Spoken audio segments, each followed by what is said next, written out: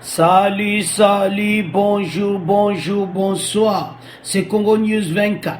Nous sommes encore aujourd'hui pour vous présenter cette émission sur notre beau pays, la RDC. Comme d'habitude, avant de commencer, nous disons merci à Dieu. Nous disons merci à nos chers abonnés et téléspectateurs qui nous suivent partout dans le monde et en République démocratique du Congo. Au sommet, le Premier ministre Sylvestre Ilunga a reçu Modeste Bahati Lukwebo, président de AFDC allié. La rencontre d'environ 2 heures s'est tenue à l'hôtel Fleuve Congo Kempiski dans la commune de la Gombe. Ils ont discuté sur le nouveau gouvernement.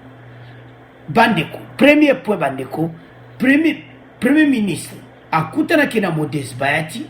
Boyeke bango ba comme troisième force bandeko alors ba solo laki pour un nouveau gouvernement. Et puis deuxième point, promesse faite par les chefs de l'État, programme des 100 premiers jours, la construction des logements sociaux bandeko. Deuxième point, promesse au président de la République à Pesaki, construction yaba logements sociaux pe toko solo lango bandeko ndenge nini yango e bandeko salema toko solo lango de mission na biso. Alors wana eza deuxième point. Alors commençons avec le premier point, la rencontre Premier ministre Sylvestre Ilunga Modeste Bahati. Alors bandeko to comme na premier point na biso, la rencontre entre le Premier ministre et Modeste Bahati. Le Premier ministre a reçu Modeste Bahati. La rencontre a duré à peu près 2 heures. S'est tenue au Kempiski Fleuve Congo Hotel à Kinshasa. Nous sommes des frères, nous sommes des responsables. On peut échanger sur l'avenir du pays. Ça, c'est Modeste Bahati qui parle. On peut avoir des idées qu'on peut également partager avec le Premier ministre pour redresser, par exemple, l'économie du pays. Ce sont là des économistes qui se rencontrent. Donc, Modeste Bahati, à l'obéité, le président de la République, solo laki, parce que est responsable, solo pour l'économie, puis, nous devons développer mon cannabis. Désormais détaché du Front commun pour le Congo, Modeste Bahati Lukwebo réclame le quota de portefeuille réservé à son regroupement politique au sein du prochain gouvernement de Ilunga.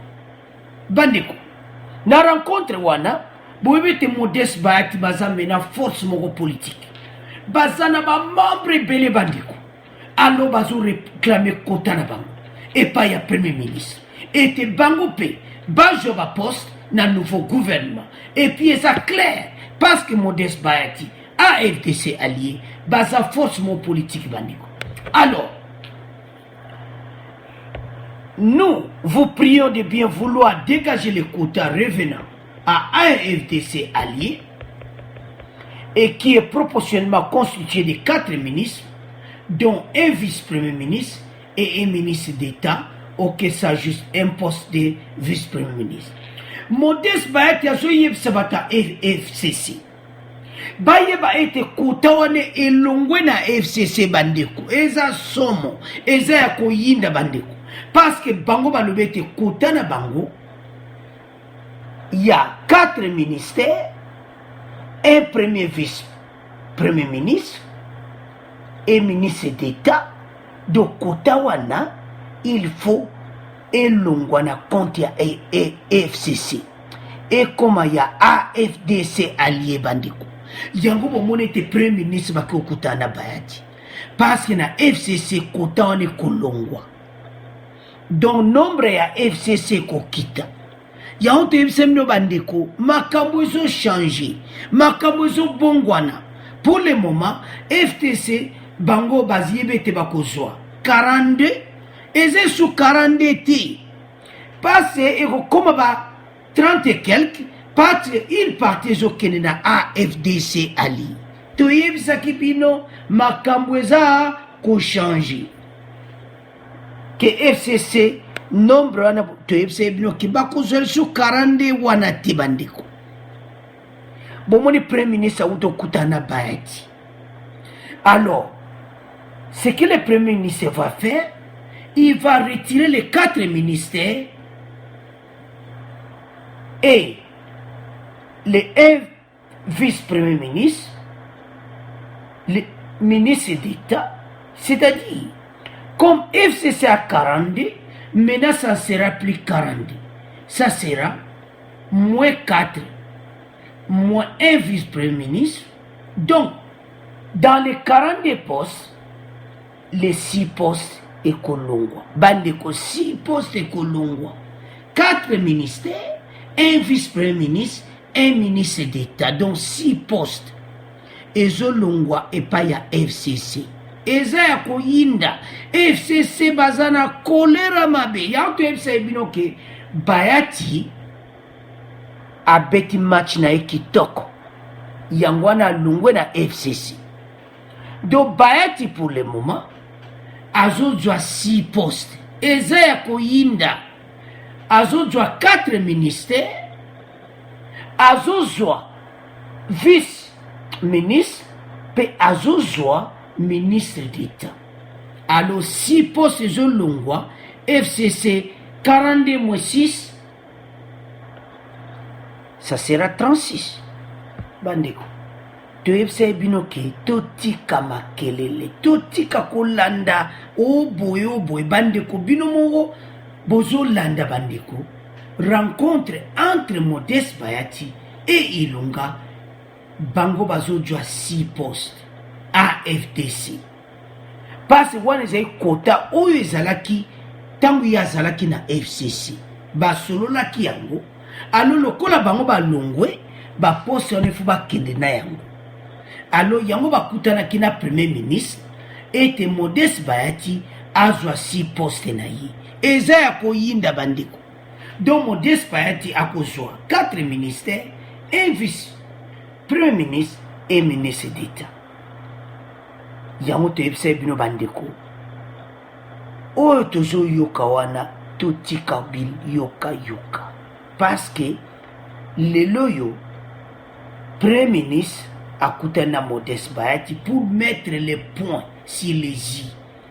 Donc basololi Premier ministre Kena yango akene mena ko yebsa Kabila et FCC bino boze sous 40 te bokomi 36 eza ya koyinda bande yanto FCC bino ke eza ya koyinda. Donc Modeste Bayati AFDC bakozwa 6 postes.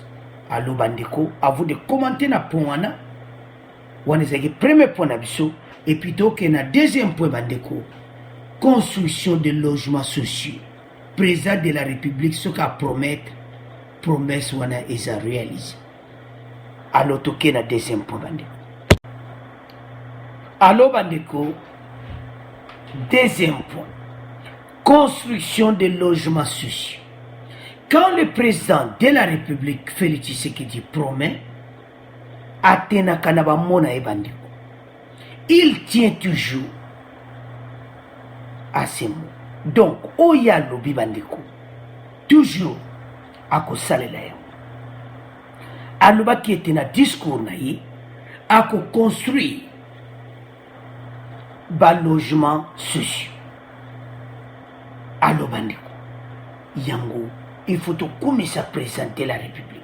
Mais avant de continuer notre émission, suivons la promesse qu'il avait faite, Bongo, de continuer émission Nabiso. Je vais initier la construction de logements sociaux, notamment des maisons préfabriquées à Maluku, au Congo central, à Bukavu, à Mbujimaï et à Kananga. Allo bandeko tolandi président de la République promesse naïe. À Kinshasa, Maluku, Congo central, Bukavu, Mbujima et Kananga.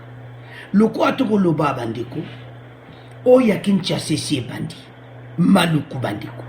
donc ba promesse wana ya Kinshasa déjà biloko eza na Kingabwa bandeko et bandi ja kosalama bandeko et puis ndenge ni kosacheminer na Bukavu kuna pe déjà bandeko donc projet makambo to alobaki ebandi kosalama yango futo kumisa le président Antoine Félix Tshisekedi son excellence le président de la République parce que oya alobaki ebandi kosalama bandeko tozo laksa bino tout de suite la bandeko to laksa bino extrait ndenge ni yango ebandi kosalama parce que bandeko ba promesse nyonso ya pesaka eza kosalama ndenge ni peso koma développer ba maison préfabriquée tu ko expliquer yango en détail bandeko ndenge nini ba maison wana ezo salama bandeko.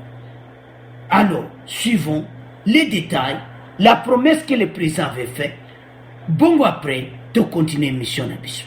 Lancement de son programme d'action de 100 jours le 2 mars 2019 à la place de l'échangeur de Limité, le président Félix Antoine Tshisekedi Tshilombo vient encore une fois de lier sa parole aux actes dans le domaine de l'habitat. Plusieurs lots des maisons préfabriquées viennent de fouler le sol congolais via le port de Matadi.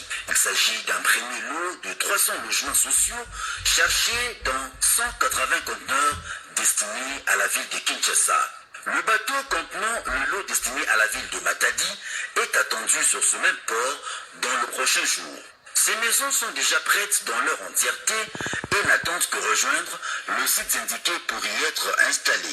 Un autre lot de 300 maisons destinées à la ville de Bukavu est déjà en route en provenance du port de Dar es Salaam en Tanzanie. Le même port recevra dans quelques jours les 180 conteneurs de maisons préfabriquées destinées à la ville de Mbujimaï, pendant que le lot destiné à la ville de Kananga accostera bientôt au port Luanda en Angola pour traverser le poste frontalier de Kalamba-Mbushi. La joie de la population est reflétée par une bulle d'encouragement au chef de l'État tel qu'exprimé par ces personnes rencontrées sur le quai du port de Matadi. Ce qu'on est en train de vivre maintenant, c'est le chargement direct des conteneurs pour l'œuvre des chefs de l'État concernant la construction de maisons sociaux.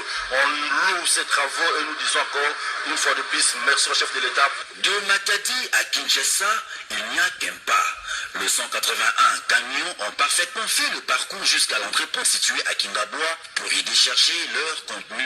C'est l'entreprise Samibou SRL, spécialisée dans l'immobilier et le mobilier depuis des décennies, qui vient de matérialiser cette promesse du chef de l'État pour améliorer le social des Congolais en matière de logement. Le choix du fabricant a été porté sur le leader mondial du préfabriqué, à savoir l'entreprise turque Carnot, dont les ingénieurs sont déjà sur place à Kinshasa pour superviser le déchargement et l'assemblage des maisons sur le site. Cette entreprise a à son actif plusieurs projets exécutés dans 105 pays allant des logements sociaux, hôpitaux, écoles, ponts, casernes militaires, jusqu'à la construction de nouvelles villes, dont la plus grande ville située en Irak avec plus de 1888 maisons montées en seulement 7 mois. Ces maisons accessibles à la bourse du Congolais moyen ont la particularité d'être produites et montées rapidement, sanitaires et réseaux électriques compris. Une autre particularité est que ces maisons sont démontables et transposables d'un site à un autre avec une durée de vie minimum de 50 ans. Fondation déjà faite avec une équipe réduite, 2 jours suffisent.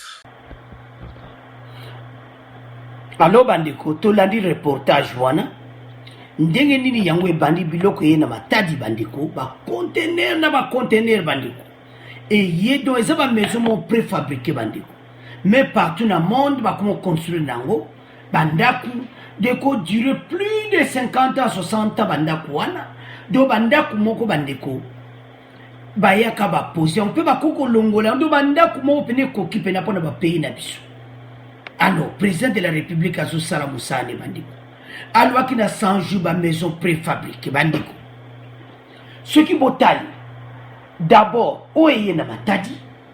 Tant que comme na Matadi Bandiko, et comme na Kinshasa. Et ça na Kingabwa, qu'on a déjà Bandiko monté yango. Et puis, si on va monter yango Bandiko, bah qu'on installer yango na Kinshasa, puis na Maluku Bandiko. Et qu'on s'ala wana pour ba mengo ba maison sociale.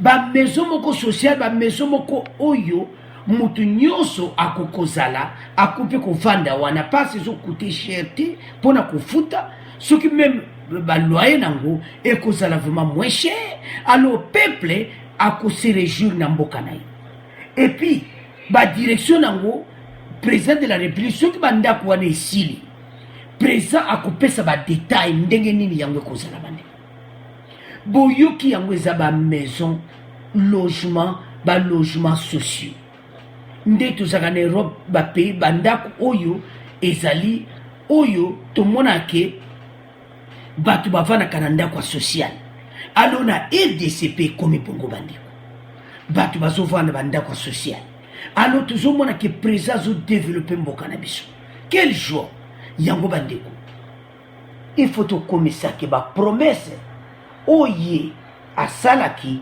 eza kose réalise nayebi te ndenge nini tokoki kokomisa président te na baacte oyo bandeko quelles que soient les différences toloba yango chaque fois quel que soit la parti politique songolo totala mosala oyo ya kitoko o président azosala mpe tosoutenir yango bandeko na bemission na biso yango Congo News aza kosupporte travail ya président de la république oyo eza po ete eza koaide bacongolais soko apesi promesse ezozala réalise yango ifo toloba yango bandeko bapositive toboyi te tokoloba banégative bandeko me bapositive mpe fo toloba soki likambo moko ya kitoko esalami tozwa mikro na biso toloba yango mpona kotombola pays na biso alors revenons mpona programme wana bandeko oyo ya Kinshasa eyaki na Matadi nde momo bacontener ekite na Matadi bandeko 300 maisons bandeko ekozala construit alo bandeko soki toke siko na oyo ekosalama na Kivu na Bukavu alo bandeko mpe oyo ekosalama na Mbujima mpe na Kananga parce que oyo bomonaki wana bandeko bacontener wana oyo ekite na Matadi ezali ya Congo Central mpe ya Kinshasa donc wana déjà esi ekomi ya Congo Central mpe na Kinshasa alors oyo ya Mbujimai Kananga Bukavu wana koya na port ya Dar es Salaam na Tanzanie alors boyeke président azalaki kuna donc kuna bacontener ekokita na port ya Dar es Salaam ekokatisa bandeko ekokoma na ngambo ya RDC à partir ya Tanzanie bacontener wana ekomema bamaison wana préfabriqué mpo ekende na Bukavu ekende na Kananga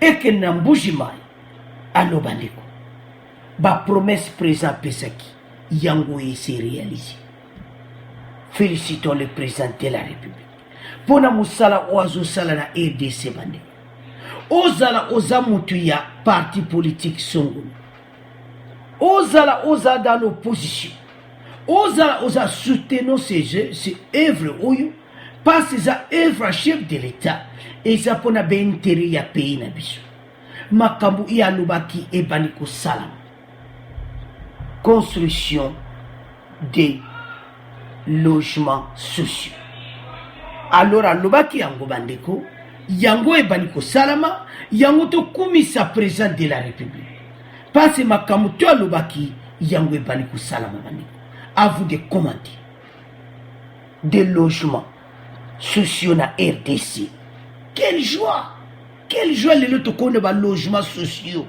tokumisa ndenge nini mboka na biso et avancer parce eza penda o balobaka ke avancement na RDC yango bandeko commentaire ya mingi zati bino bolandi vidéo bolandi extrait wana ba conteneur ya Congo Central mpe ya Kinshasa ekitaki jira Matadi mpe ba conteneur pona Mbujimai Bukavu kokita na Dar es Salaam bandeko à vous de commenter bandeko pona point ou à logement sociaux alors bandeko to komi na fin mission na biso to ça la conclusion alors bandeko à vous de commenter na point à logement sociaux to komo kene na point na biso suka était résumé ya émission na biso Alors bandeko to comment résumer émission na biso.